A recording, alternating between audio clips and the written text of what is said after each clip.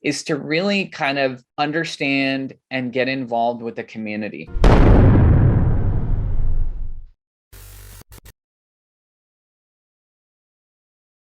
Hello and welcome to the new episode of the Peter O. Estévez Show. This is your host, Peter O. Estévez. I can't even believe that I said that.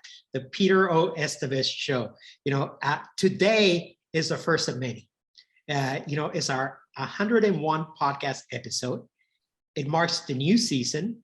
It marks the new season of a new format. And then under this new format, we're going to be bringing a lot of celebrities as guests to the podcast. We're also going to be my friend and partner, Tim Story, is going to co-host some of the show. Our other friend and partner, Selena Belazan, is going to be co-hosting the show. We're going to have a roundtable. A lot of exciting things are coming up as part of the new format. We have an incredible lineup of celebrities and incredible thought leaders from across the world.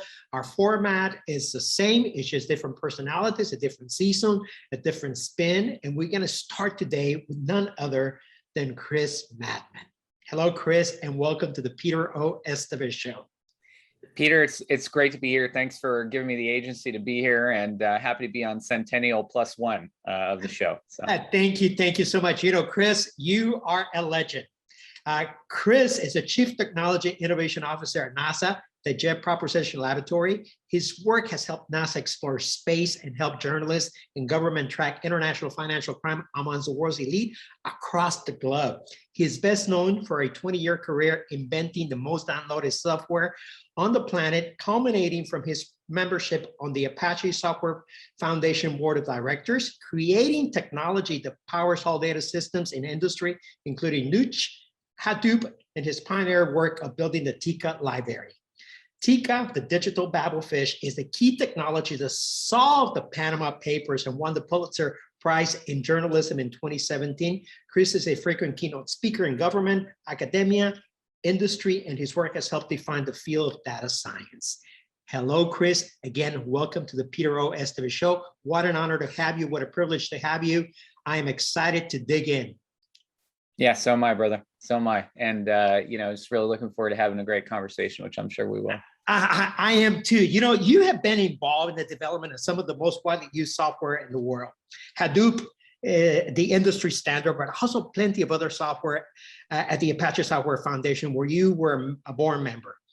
Tell us a little bit about that and what does that software do and what really milestones and impact has had in the world. It sort of was interesting. I kind of fell a little bit into that role. So basically what was happening is the world was changing over the last 20 years.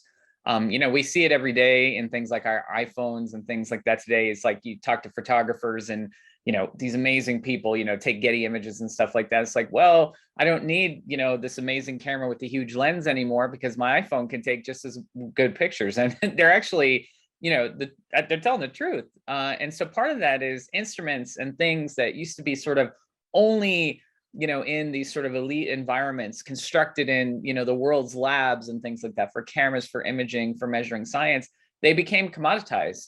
And along the way for that, so did really the processing of the information from them. It's not just big media companies or places like that or film studios that can process that data or even scientific labs. It's really everybody. Today, Peter. And over that last 20 years, what they sort of needed over the time and what happened is that the world's sort of elite, the company's elite that previously only had proprietary access to that technology, many started to build capabilities that really made it democratized, and really kind of gave access to the software to kind of handle that. So when I was basically starting out at JPL 20 years ago, when I was studying at university and things like that, I was really interested in that evolution. It started with search engines. It started with Google and things like that, and really changing the way, that information was searched and accessed and things like that. And also changed the way that information, again, was processed. The big movement away was buying, these, really, really expensive exotic computing hardware to really, and I don't know if, maybe your audience will remember this, walking into a Fry's store, Fry's Electronics, and buying some cheap computers. And that's really what Google showed that you could do. They showed that you could go out there, buy cheap computers, farm them together, network them together. And the reality is, the way to make those systems scale, like the big other companies, and Google wasn't as big, back then, was really to develop software that could handle failure and resiliency. And you hear this a lot today. You hear it in the startup world and things like that. You hear people talking about failing fast and getting up even faster. And that mentality is really kind of the onus and how I got started in open source. So Google showed the world that if you could build software on top of these cheapo, computer parts and things like that, you could scale to the world's largest problems. The open source community saw that and said, hey, we can replicate that. And that's where Hadoop and all of these technologies and capabilities came from. Google showed us how to do it. They published papers, gave us sort of the recipe and the manual for what to do after that. And then some of us got together, we wrote the software, and then we made that available to the world. And so that's what I was involved in. Chris, you are a very humble individual, incredibly knowledgeable. And I commend you for that, for your humility more than anything else. You said something, you cited something that is very important. Information technology has been democratized, demonetized, and digitized, and has become affordable and accessible to everybody for the most part. And you have been a pioneer in the forefront of that. But the reality is that you're a very young man, and you also come from very humble beginnings. I don't want to let that escape. I don't want to let that go, because I think it's important for the audience, more importantly, how reachable, especially today, in a power of not only knowledge and information, but access to learning, growing, and evolving. Tell us a little bit about your background and how did you end up at NASA with such an incredible title? Yeah, man, Peter and I connected kind of offline on this. Is one of the reasons also I wanted to do this show. I love Peter. Peter talks about me being humble. He's amazing, and everyone should go, if you haven't already, go back and listen to previous episodes of the show. I grew up in a trailer in Santa Clarita, and Santa Clarita is about an hour north of LA. And it's funny, we were middle class, and my dad lost his business, and after that, our lives changed. And I was the type of guy, I joke around, living off of government cheese, and the other joke was 50 grit toilet paper, and things like that. So that was us. We had a loving family. My grandmother helped raise us. My mother had mental illness, so she was in and out of our lives, growing up. My brother and I. My father was around, but he was a father of the old age. He went to work early, came home late. He certainly liked his ice cream and things like that, and other things, but I think the first real conversation I had with him was when I was like 15 or 16, reading the paper. I joke, my brother was out, he was the extrovert, I was the introvert. And, at that time I joked, my brother was out with the ladies while I was at home, reading the paper and watching sports. And I invested in my mind, at the time. And I'm the biggest sports fan in the world. Peter and I joke about this too, but you can go look at my Instagram. You can look at, I love sports, all sports. I'm a big USC football fan, things like this. But yeah, I realized kind of at that age in high school that I was never going to get above 5'9" and about 180 clip, and things. And so it's not exactly your prototypical athlete. So yeah, I started investing my mind. I put it to use, learned a little bit about computers, and I had a 4.8, which is out of 5.0 at high school. And basically I wrote my ticket to where I wanted to apply, but I only applied to 2 colleges. I applied to USC and to University of Michigan, and I got into USC, and I couldn't afford it. And but luckily they had lots of grants and other programs and student loans, which I'm still paying off. And so I went to USC, and I was a fish out of water. Growing up in Santa Clarita, it's funny. It's like LA. It's an hour north, but Santa Clarita, I think, I tell people it wasn't exactly too diverse. I joke around. The first time I saw an African American person, I mean, this is being farcical, but it's like, sure. You go to downtown LA, and it was great. Being thrown into kind of a melting pot.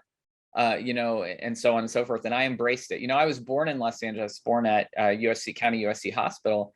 And it was just such a growth environment for me to kind of go there to USC and to kind of be in that environment. And so I shifted. And over the last 20 years, actually, it's funny, my brother and I would joke, and now I'm the extrovert, and things like that. But yeah, I kind of had to rapidly, I realized like everything wasn't only about books and things like that. And I embraced the LA lifestyle. I really enjoyed. I got out. I started to meet people, go to parties, enjoy life, and things like that. And so for me, pretty quickly, USC was going through an evolution at the time. I would say into a real serious academic school, especially in engineering and computers and things like that. So it was a perfect time for me, to really be part of kind of that revolution, like you and I talked about, as the world in IT was changing. Absolutely. Yeah. From a trailer home to the Chief Technology and Innovation Officer of NASA. What an incredible success story. Chris, you are incredibly passionate about sports and the USC athletics. What is the relationship between sports and the data research that you do?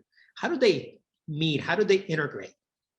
Yeah. Oh, great question. Basically the way they integrate is sort of like this. So as the world was changing in science and instruments and things like that, athletics also, could take advantage. Think of athletics and sports as an observatory, instead of instruments going around planets and things like that. We got athletes running around a field and we can instrument them, on their pads. We have sensors nowadays in football and things like that. We know where they're at on the field, GPS positioning. In basketball, you see people modeling where people shoot and doing analytics for free throws. You see this in baseball too. So the relationship there, Peter, is that long gone are the days in which that information is simply collected. Now we can do a lot with it. And actually it has to do with that IT revolution with Google and things like that, as the ability to process large amounts of information and then actually turn it into knowledge and then decide what to do with it. Really now, baseball, football, you hear about analytics all the time. Now, between you, me, and the wall, the fields are still part of that. You still need to have managers that don't just sit there, the Dodgers, we like Dave Green, but Dave Rogers, sorry, the Dodgers, a little too much of that sometimes. You still need to have a feel for the game and all those ancillary signals and features and things about the people. Don't only do analytics, but they can inform a lot about decision making in the game. We can process it. We can ask all sorts of questions, about that sort of now we have the data to answer it. But you know what? You have a great time out there. I can see that you do an incredible job separating yourself from the data scientists to the amateur, the amateur sports guy that's out there with the family, enjoying the game, doing lives on Instagram. I mean, you really, really, really get into it, Chris. I do, brother. I do get into it. I got to enjoy it. Yeah. I can't go there and, just look at a spreadsheet the whole time. Yeah. I got to have a beer, now I got beer at the Coliseum. I gotta sit there and be around my kids, get them some popcorn. You nailed it, man. That's the way, so that's kind of a little bit about what I was talking about in a way, because I think, and you and I talk about this too, I think part of this is just experiencing life, yeah. And then being part of it. You know what I mean? Yeah, absolutely. I told you. I mean, I was at my son's OSU game a couple of weeks ago. I saw that. Yeah, and the energy, the excitement, is an incredible culture. It's an incredible culture when you're in there and you become part of the school and the sport and the whole event. Is incredible. The energy that you get from that is unlike anything else. How do you go from rocket science and exploring the universe and Earth to all the other pivots? The financial crime and international money laundering with the Panama Papers. How did you get involved in that? How did you end up being part of the Pulitzer Prize? So Peter, the connection to a little bit dates back. So at USC, I got a gig at JPL as an intern my sophomore year there. I didn't, know much. I mean, other than it was a place to work and they wanted computer programmers, to help out these scientists. I get there, it really started meaning something to me when those Mars rovers landed in 2003-04, those twin rovers, Spirit and Opportunity. It's nothing that shows you work at JPL, like the governor of California, Schwarzenegger, walking down, shaking hands with your buddies in mission control, seeing those things land on Mars. And I was like, God, I work here. This is amazing. And then really kind of fast forward a little bit. I did that for about a decade. I worked on several NASA missions, planetary missions. I worked on Earth science missions, things like that. After a decade, I learned a lot about all the things I wanted to fix about the missions and the technology and what we could do better. And the other thing that I learned Unfortunately, or fortunately, every agency in the government has their missions, and NASA's mission is, again, planetary science, rocks, geology, exploring space, Right. foundations of life. It's not always technology development. And I realized about myself, I mean, computer IT technology development. I realized about myself that was a real passion. And part of realizing that and all the things that I could improve on our missions is that I had to go to build a diverse sponsor list that wasn't just NASA, to go out and get the dollars where people were investing in really advancing computer science, advancing the things that we would need in data. And so that's how I got connected to basically the Department of Defense and started doing work with what eventually would lead to human trafficking, financial crimes, and money laundering. What happened was there was a lot of dollars of investment. DoD, big banks, the government, the SEC. They also were realizing that data pivot, which grew in science, in commodity end user productivity iPhones, made its way into the financial sector, to the Department of Defense and telecom communications. It was hitting them hard. And they had so much data to basically analyze, figure out what was going on, is that I pivoted a lot of that science tech that we were building to do that into that space. And I got involved with the DARPA program in 2014 called MEMEX, which was all about basically stopping human trafficking. It's like now with human trafficking on every bus stop, we know a lot about this nowadays. We know that, women are trafficked. We know that children are trafficked. And especially with what's going on, with immigration and other things, you hear a lot about that now. In 2014, you didn't. It mainly had to do with international terrorism, ISIS, things like this. And so that's how I pivoted. I took a lot of the NASA, the open source technology that we built to manage science data, brought it into that space, enhanced it, basically for the government, got government dollars to did it, and brought it back really to the science community after that. And so, yeah, the work on MEMEX led to really enhancing some of these Apache libraries I was building called like Tika. And that is really the core software that was used and picked up by these journalists to analyze the data leaks, that came from Monseca, which was all the shell companies that people created. And that's really what led to the Panama Papers and the 2017 Pulitzer Prize. Just as a reference point, tell us a little bit more about what the Panama Papers, just so some of our audience is a lot younger, obviously a lot of millennials and a lot of Gen Zers that may not be aware of what the Panama Papers are. I've seen in fact, there's a Netflix documentary on the Monseca on the case, which is an incredible documentary, by the way. And I encourage anybody that is interested in this, especially after seeing this interview, that you go out there and dig out that documentary on Netflix on Monseca. So tell us a little bit about what that was and the impact that it had on the world. Yeah. So the Panama Papers was basically here's the story. In 2015, 2016, so what happens with people, is that people are looking for tax havens, usually the wealthy or the rich. And what those are is they're looking to ways to avoid taxes. And as you really explore the financial system, you find out most of this is legal. It's just there are ways to avoid taxes.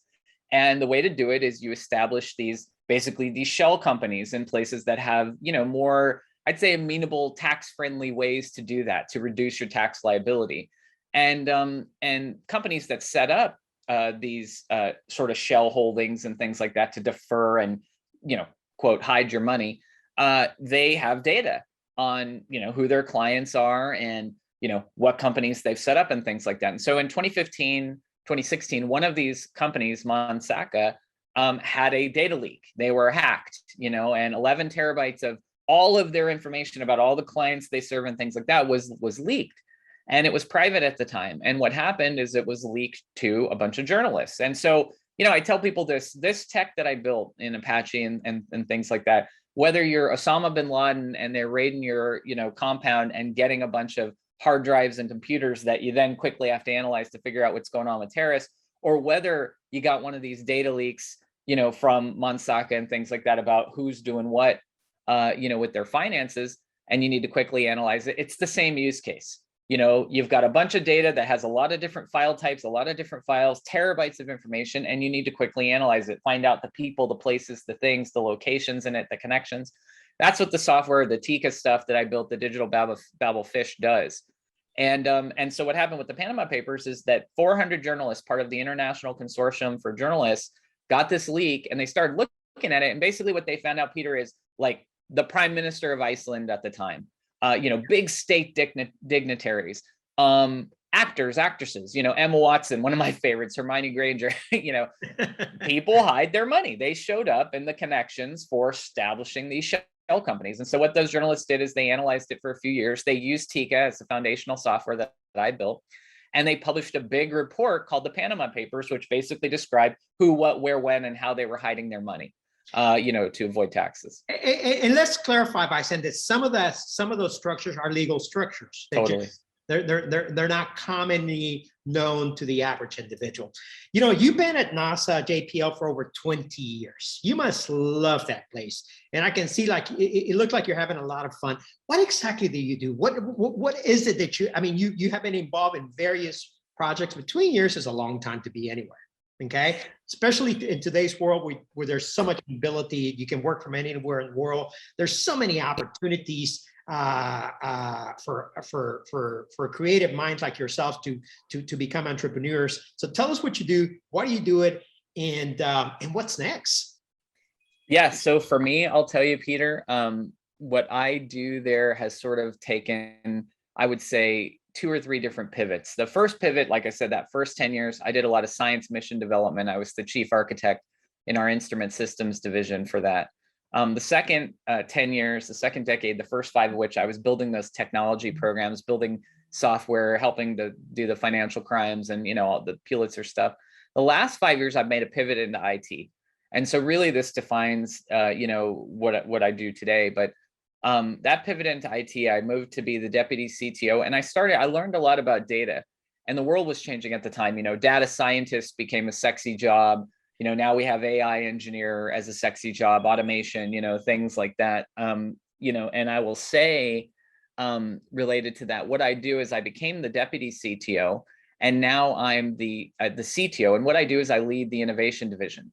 We have multiple teams. When in it, I kind of lead the cloud practice. The cloud is sort of an innovation area, deploying cloud for scientists and so on and so forth. And, and then after that, we also have a bunch of data scientists. So we have a data science team that I, lead. And then finally, another innovation area that people are looking a lot at today is XR, AR, VR. And that's really augmented reality, virtual reality, and these types of things.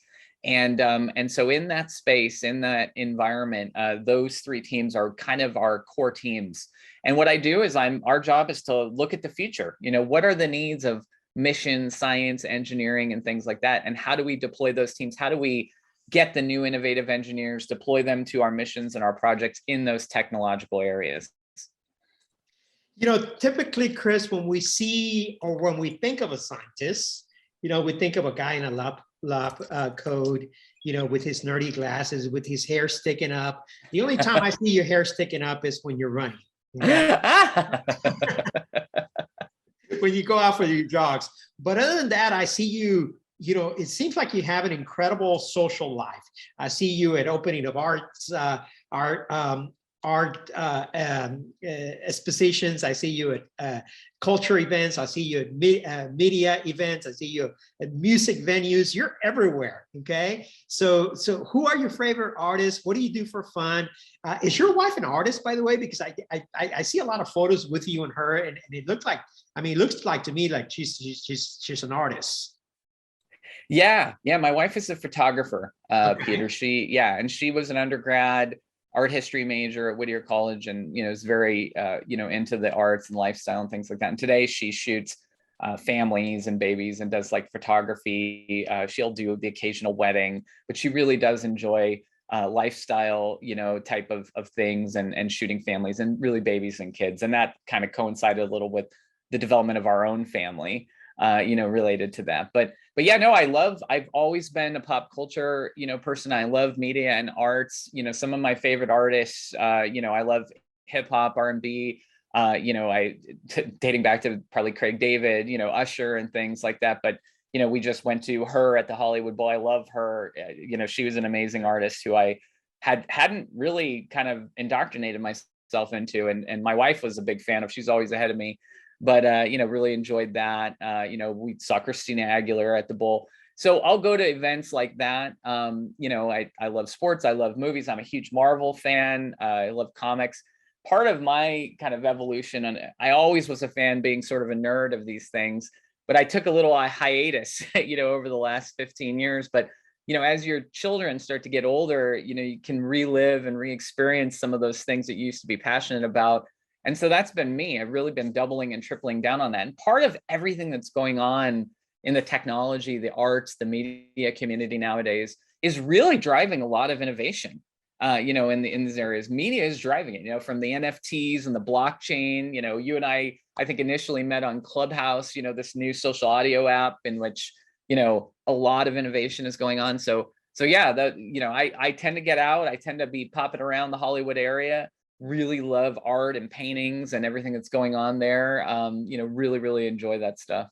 Let's talk about the NFT space and the crypto space. Are you vested in there, and why? And what would be your advice from a personal perspective, not from a professional perspective, on how to enter those spaces? My advice basically for folks, and it's the same really, whether you're doing this in the technology space or the crypto space or anything, is to really kind of understand and get involved with the community. And part of that starts with active listening, Peter, and just, kind of soaking in a little bit of what are the priorities, who are the key nodes and links in this community? What are the things, does it overlap with your own interests? And then to start to make contributions. And they start out really small, incremental. Maybe if it's a room or an audio app, you're jumping in, on that, you're basically just standing and asking a question, to eventually developing your own sort of take on those priorities and helping chew one off and then drive it in a particular direction that feeds the sort of overall community's priorities and goods. And that's the way it always starts out. And you do that for enough time, you start to become your own leader at your level, and then eventually at higher levels in the community, and you become one of the important nodes, and so on and so forth. And it's all about understanding too how you can do that in a way that adds value, that can be done in parallel. It doesn't stomp all over everyone else's contributions, and does it in a productive way. And I've seen that formula work in every community. And where I've seen it fail is when someone thinks immediately the node has to be all about them, or that everything has to come through them, or they become like a gate and things like that. Folks that look at a big set of priorities and things that you want to do and achieve, can break it down into a bunch of independent parallel parts, add your value in your part so it becomes part of the whole. Those seem to be the most effective ways I've seen for folks to get involved. So just start small, jump into a room, as the world opens, go to a tech event, make your voice heard, find something you're passionate and interested in working about, add value in that area. And between you, me, and the wall, I think you're very successful. Maybe you've employed that in your own, life, Peter, but that's how I've gotten here. Basically, it's just to move the needle in all these different ways, Absolutely. Slightly. Absolutely. Relationships, collaboration, contribution. I mean, and it's not any other way. Tell us a little bit more about the NFT space and the crypto space. Are we late? Is it late for somebody that wants to get into it? It's totally not late. No, it's tons of time. The crypto space, the underlying foundation technology to crypto is something called blockchain, which that technology I would not say is like to the point of mature as, say, the development of the internet and things like that. It is still constantly evolving. There are several technological players in blockchain. It's not clear who's going to win, from Bitcoin to Hyperledger to Ethereum. There's lots of different of these platforms, and there's no one clear winner. So lots of things are happening in that space for the underlying technology, and lots of bets are being made. Lots of innovation is happening.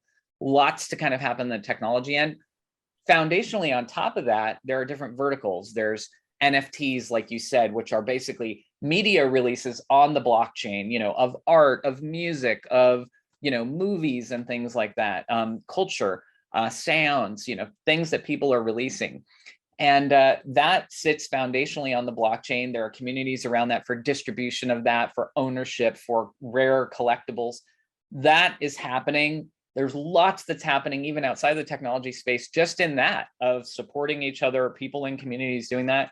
And then there's cryptocurrency, Bitcoin, there's investing, there's DeFi, decentralized finance, lots of different verticals on top of this foundational kind of space. So it's not late, both in the technology sector, in which I expect a lot of the standards to evolve, because again, they're not there yet. It's not like it's done and they're just in maintenance mode. Like, you could get involved and really make material contributions to the technology at this point. And then in the verticals are always going to be there. Now, in 10 years, we might have a new underpinning new technology that these verticals will still exist. These verticals existed 20 years ago, people figuring out how to curate, push out art and media in different distribution platforms and things. So all the verticals will be there. You should always continue contributing to those, but the underlying foundational technology, lots of room for big contributions there. Perfect. I have 3 more questions, being respectful of your time. NASA in the last few months has released some of the files of UFOs, unidentified flying objects. Okay. Now there's a new acronym for that. Can you tell me what it is? They don't call them UFOs anymore. They call them something else. Unidentified aerial phenomenon, I believe. UAPs.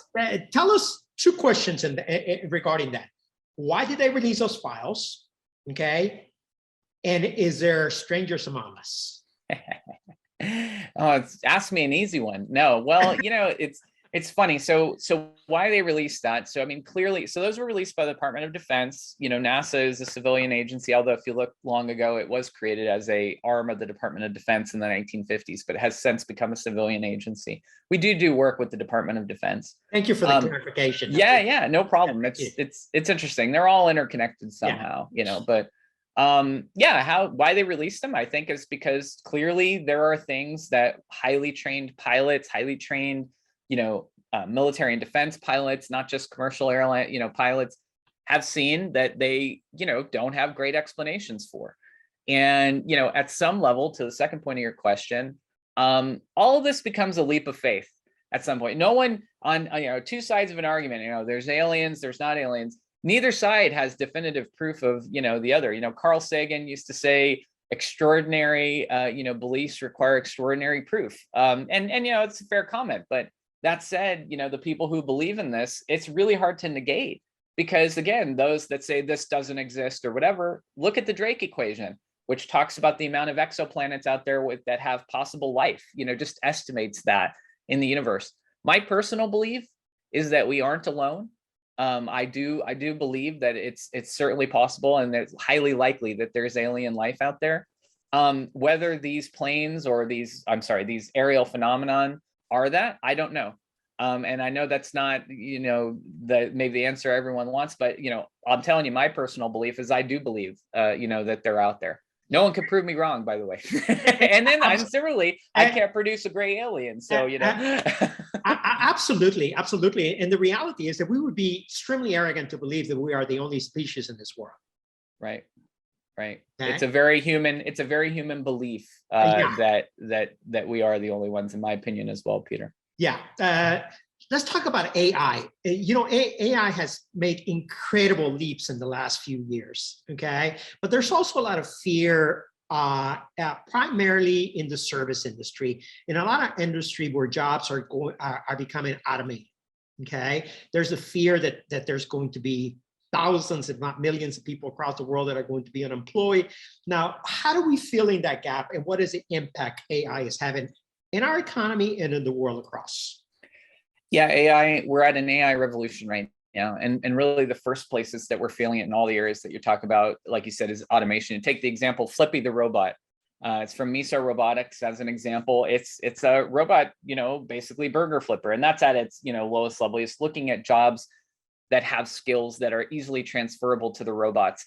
But they have a social impact. I think about my son. My first job was at Wendy's. I lasted 3 weeks, and I won't tell you what. A big soccer team came, and they just overloaded me at the cash register, but it scared me off. But you look at that, and that will displace. This will displace certain of those types of jobs. But probably the bigger thing you hear people talk about in this space is like truck driving. Truck driving is a, I won't say it's a low skill, but it doesn't require, say, high education, but it's a good paying, in some cases, 6-figure job.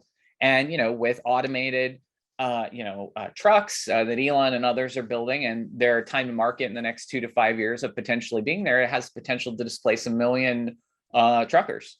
And the big thing that I tell people, kind of related to this is we have to look at skills transition. The answer isn't learn to code, taking a trucker, oh, go learn to be a programmer. The answer isn't learn to code. It's how do we get the value from your 20 years of knowledge and really give you a way to transition that knowledge and that value. And that's your job. That becomes your job. And in doing that, you're going to learn, just like I did, all the stuff you wanted to fix about the way that you did it.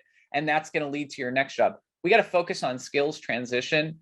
Call those truckers, call whatever job we're displacing subject matter experts, pay them well to really, give feedback on these systems. So the AI never fully replaces us autonomously. There still has to be human review. And that's going to be the key. Those human reviews are our subject matter experts. We need to empower them.